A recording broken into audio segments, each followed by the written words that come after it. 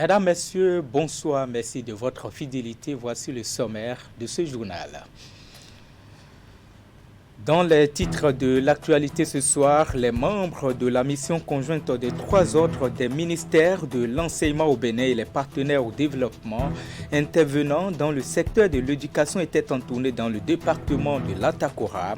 Objectif, évaluer les performances réalisées dans le domaine éducatif et s'enquérir des difficultés que rencontrent les acteurs du système. L'agence de promotion des investissements et des exportations à pièces a tenu le 5e numéro de son initiative intitulée Jeudi de l'investisseur. Il s'agit d'un dialogue public-privé qui a servi de cadre d'échange entre les investisseurs étrangers et les entreprises béninoises.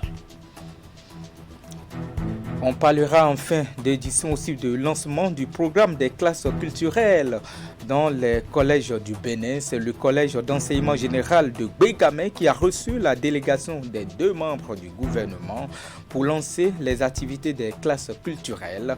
La classe culturelle dans la danse, du théâtre, des arts plastiques et de la musique sont les disciplines retenues dans le cadre de ce programme. À nouveau, bonsoir et merci de nous préférer. Pour vous informer, les membres de la mission conjointe des 3 autres des ministères de l'enseignement au Bénin et les partenaires au développement étaient en tournée dans le département de l'Atakora. Ils entendent non seulement évaluer les performances réalisées dans le domaine éducatif, mais aussi et surtout s'enquérir des difficultés auxquelles les apprenants et les enseignants font face au quotidien. Alassane Harouna. C'est une mission conjointe des ministères des 3 ordres de l'enseignement et les partenaires techniques et financiers intervenant dans le sous-secteur de l'éducation au Bénin, en tournée d'évaluation des différentes réalisations au profit des établissements scolaires de l'Atakora.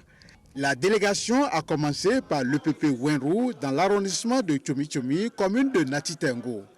Ici, les hôtes du jour vont non seulement s'enquérir des difficultés, mais aussi et surtout constater de visu les efforts consentis pour une éducation inclusive de qualité. Je crois qu'au regard de ce que nous avons vu, on avance, quand bien même on n'est pas encore totalement satisfait de ce que nous voulons. Mais c'est quand même honnête de reconnaître que les choses bougent.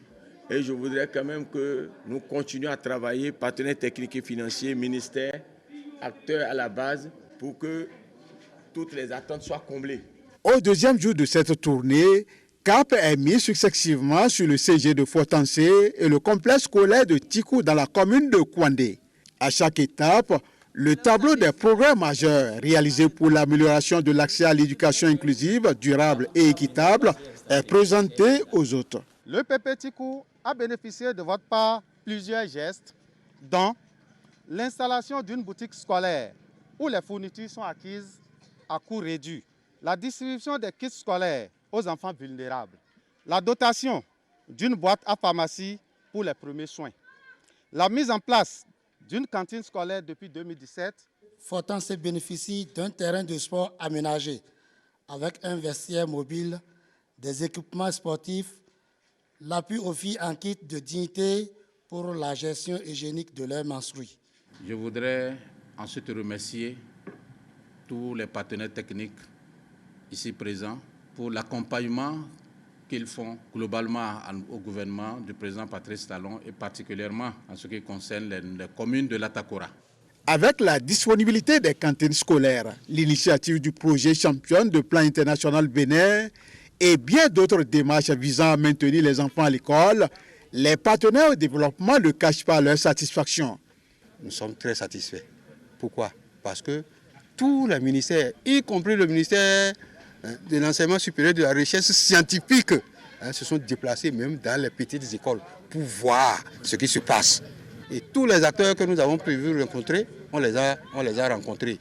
Et nous avons vu que dans les écoles, dans les collèges, les partenaires techniques et financiers travaillent en synergie, donc pour le bonheur de tous les enfants du Bénin. C'est donc pour le bonheur de tous les enfants du Bénin que les partenaires au développement, à savoir Plan International Bénin, l'UNICEF, Action et Éducation, PAM, Educo, l'AFD, la coopération suisse, Helvetas, la GIZ, WeWorld et les ministères des 3 ordres de l'enseignement au Bénin mutualisent leurs efforts au quotidien. Et puis dans leur élan de toucher du doigt les réalités du terrain, les membres de cette délégation étaient également à l'EPP Merou dans la commune de Materi et au complexe scolaire de Tchouchumbu, ça c'est à Natitengu, toujours dans la partie septentrionale du Bénin, dans ces 2 écoles qui accueillent aussi les réfugiés burkinabés. Eh bien, la délégation a pu constater de visu les actions qui sont menées pour le maintien et surtout l'accroissement du taux de scolarisation des enfants en République du Bénin. Regardez. L'engagement des membres de la mission conjointe des 3 ministères de l'enseignement et leurs partenaires au développement ne fléchit pas. Toujours avec la même détermination, ils se sont rendus à l'EPP Meron dans la commune de Materi.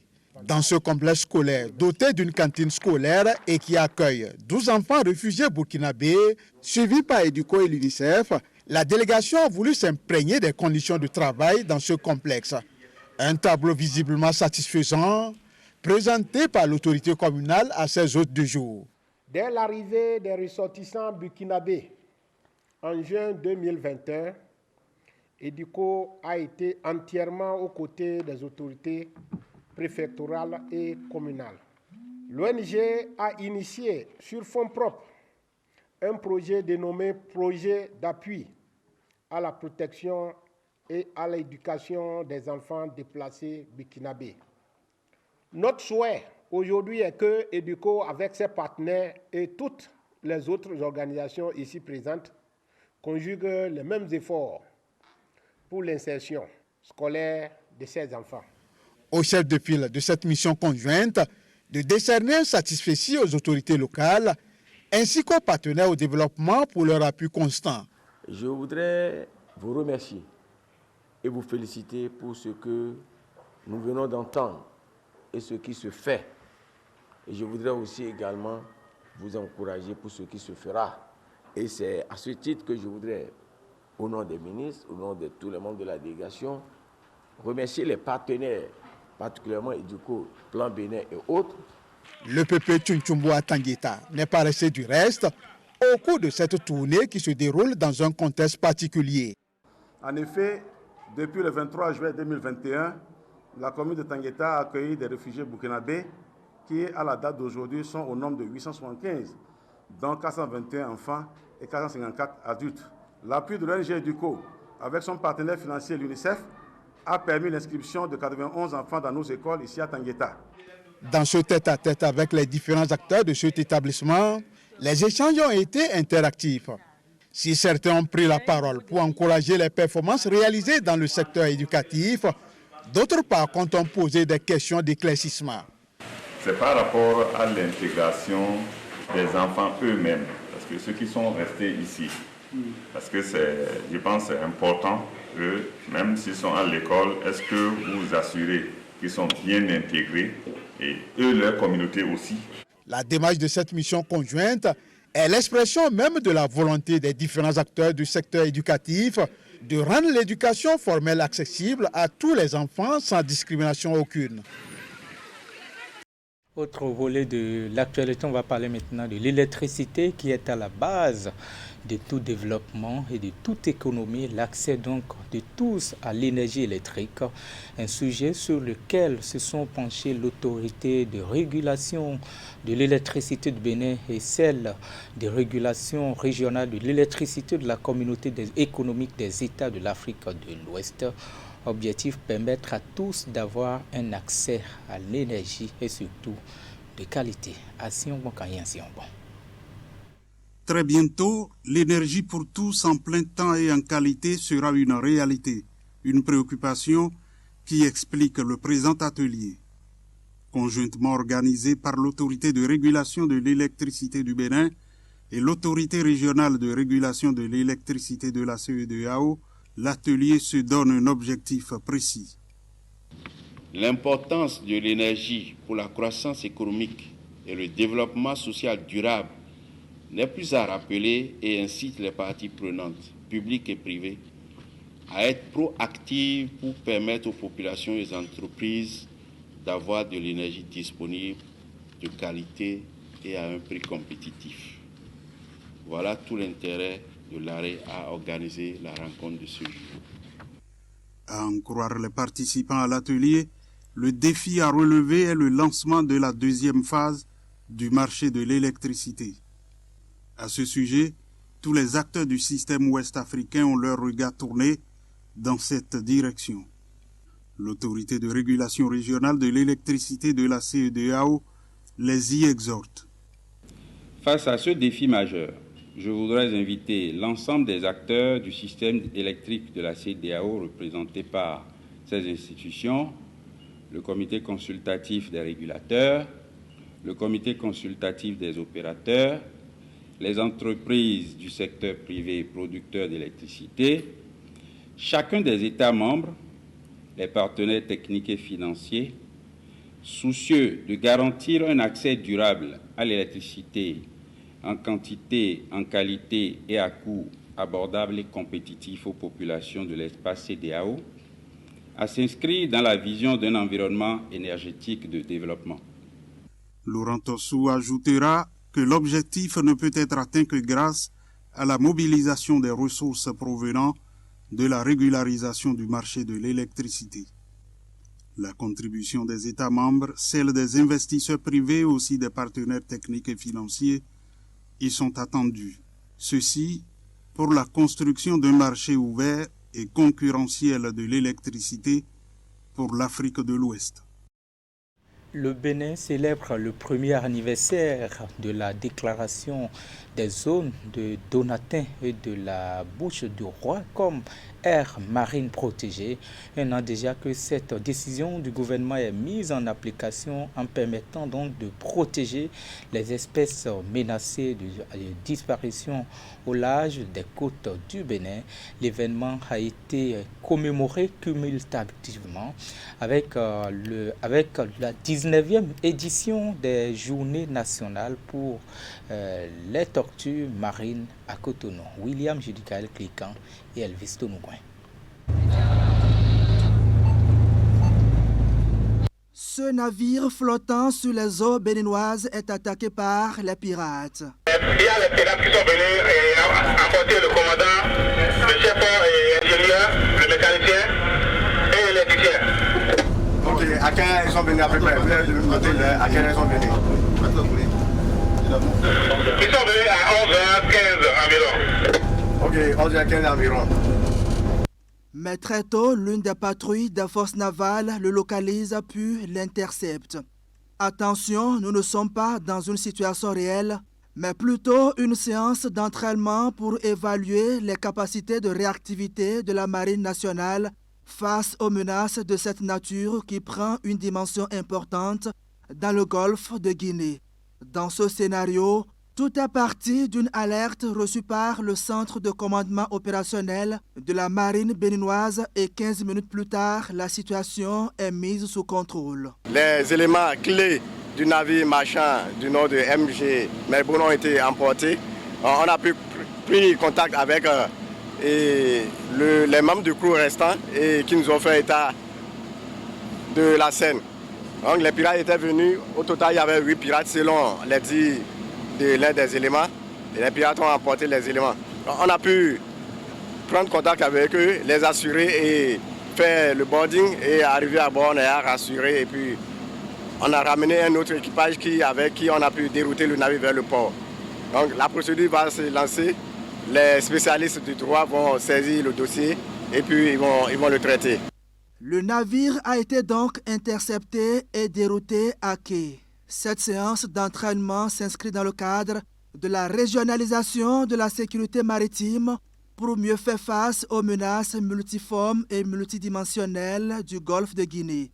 L'exercice multinational Obangame Express 2023 implique le Bénin, le Nigeria, le Togo, le Niger et le Cameroun comme observateurs. Les opérations ont duré 5 jours et à l'arrivée, on peut s'en féliciter. Si nous nous contentons de ce que nous avons pu faire, ça voudra dire qu'il n'y a plus rien à faire. Il y a encore beaucoup de choses à faire au niveau des synergies d'action, au niveau du respect des procédures, notamment les procédures opérationnelles standards, au niveau de la coordination entre différents acteurs, au niveau de la responsabilité de chaque acteur. Il y a encore beaucoup de choses à parfaire, mais je peux vous dire que comparé à l'exercice de l'année dernière, beaucoup de progrès ont été faits dans chaque domaine que nous avons pu aborder. Le Bénin fait partie des pays les plus touchés par la piraterie maritime dans la zone du golfe de Guinée. Une menace qui oblige la marine béninoise à être toujours éveillée et opérationnelle, capable d'intervenir à tout moment et en toutes circonstances. La préfecture maritime annonce un autre exercice de grosse facture en mars prochain. Décentralisation et développement local. Dans cette édition, l'acquisition des fosses au cimetière communal de Dangbo est désormais catégorisée en 3 offres, des fosses de 25 000 francs, de 80 000 francs et de 150 000 francs CFA en fonction des commodités. C'est une décision du conseil communal qui tient compte donc de la qualité de l'infrastructure communautaire et aussi surtout de toutes les couches sociales de la population. William Cliquant. La fixation du prix de cession des fosses au cimetière communal de Dangbo est l'une des principales décisions prises par les élus à ce tout premier conclave de l'année 2023. Pour les commodités requises à la capacité financière de chaque famille qui en fait la demande, le conseil communal propose 3 offres d'acquisition. Il y aura trois zones désormais dans le cimetière.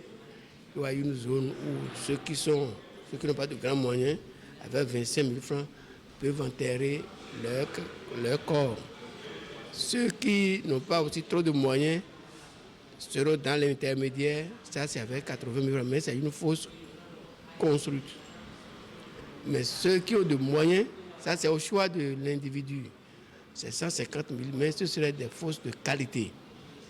Parce que nous ne voulons exclure personne, nous voulons éviter au maximum les enterrements à la maison. J'ai éprouvé assez de fierté par rapport à cette décision prise par le Conseil qui donne un coût important à notre économie, un coût important en faveur de l'innovation, en faveur de nous mettre, parce que nous avions une vision, et celle de nous mettre aussi au rang des communes à statut intermédiaire. Je crois savoir que lorsque nous pouvons déjà mobiliser 500 millions et en 3 ans de suite, qu'on peut être hissé au rang des communes à statut intermédiaire. C'est à cela que nous nous œuvrons. Nous avons dit à la population, le critère de la population, on a. D'autres questions administratives ont également préoccupé les conseillers communaux. Ils ont validé les rapports du conseil de supervision de la commune qui, lui, a approuvé les activités du secrétaire exécutif. La question domaniale était aussi à l'ordre du jour. Il nous a été présenté aussi, donc, dans ces rapports, les réserves administratives. Et nous avons fait un très bon travail qui a abouti à la fin à des décisions que nous avons prises pour accompagner un peu plus encore notre commune. Cette première session ordinaire a permis au conseil communal d'adopter le rapport de la 8e session extraordinaire au titre de l'an dernier. Puis de la finance locale, on va atterrir maintenant à la finance, je dirais, nationale. Avec à la clé, on parlera donc de l'investissement au Bénin, avec l'agence de promotion des investissements et des exportations APS qui a tenu jeudi le 5e numéro de son initiative intitulé Jeudi de l'investisseur Bénin. Il s'agit d'un dialogue public-privé qui, cette fois-ci, a servi de cadre d'échange entre les investisseurs étrangers et les entreprises locales. C'est une rencontre périodique qui se tient souvent à Cotonou. Ali Moumouni, Elvis Domcoin. Pour la 5e édition de son initiative Jeudi de l'investisseur, l'agence de promotion des investissements et des exportations APS réunit les investisseurs étrangers et les chefs d'entreprise locales. But de la rencontre, favoriser le réseautage entre les différents acteurs de l'écosystème des affaires au Bénin. La vision est déjà établie, mais la rencontre se tient aujourd'hui à la demande des chefs d'entreprise. Parce que bien souvent, les investisseurs qui s'installent dans notre pays ne sont pas au courant que déjà dans notre pays, il y a un certain nombre d'activités, il y a un certain nombre d'industries, il y a un certain nombre de businessmen qui produisent en fait un certain nombre de produits. Donc l'idée là, c'est de faire en sorte que ceux qui arrivent rencontrent ceux qui étaient déjà là, de manière à ce qu'on puisse optimiser la manière de faire des affaires dans notre pays et faire en sorte que le maximum de valeur ajoutée reste dans notre pays. Limiter les importations de composantes, limiter les importations de matières premières, limiter les importations également d'emballage. Près de 150 chefs d'entreprise ont participé à cette séance d'échange. Une dizaine d'investisseurs ont présenté à l'assistance leurs activités et leurs besoins, ce qui sans doute permettra aux autres de découvrir les opportunités de sous-traitance et de prestation de services des nouvelles sociétés qui s'installent.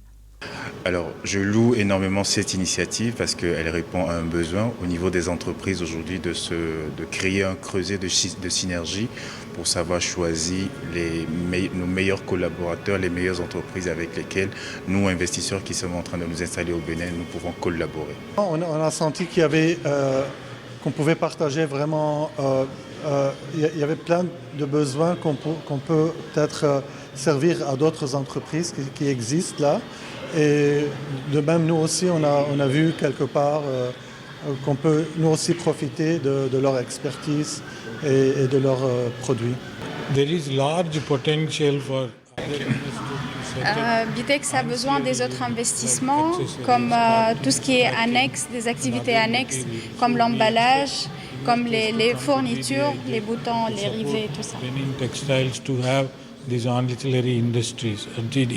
Cette édition spéciale du Jeudi de l'investisseur est organisée en collaboration avec la Chambre de commerce et d'industrie du Bénin et le Conseil national du patronat du Bénin.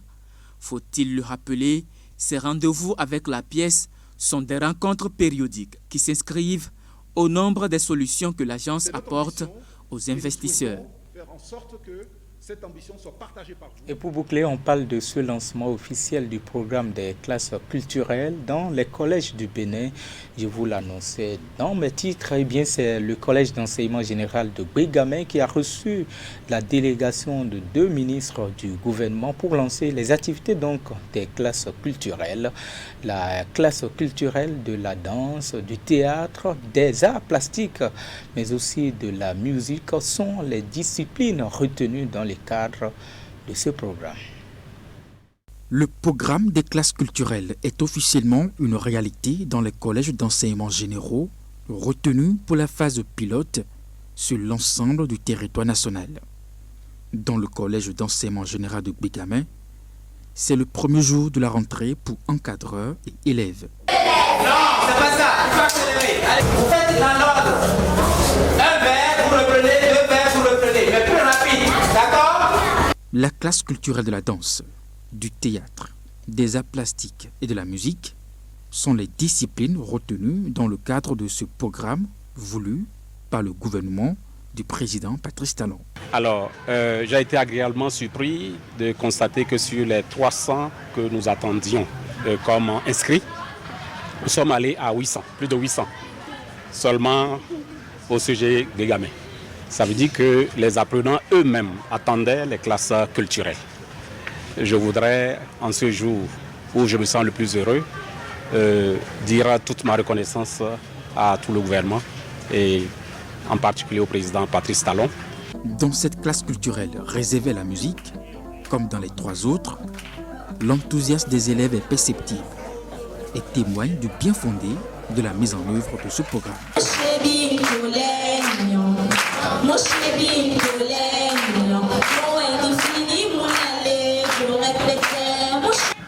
J'ai expliqué aux enfants que c'est vrai qu'il faut prendre ça avec passion, il faut prendre ça avec un esprit ludique, mais qu'aujourd'hui, les arts et la culture, c'est de l'économie. Les arts et la culture, c'est des moyens de gagner sa vie, des moyens sérieux de gagner sa vie. Nous, de notre temps, comme je le disais, il fallait avoir beaucoup de courage pour aller voir les parents pour dire « je veux faire de la musique ».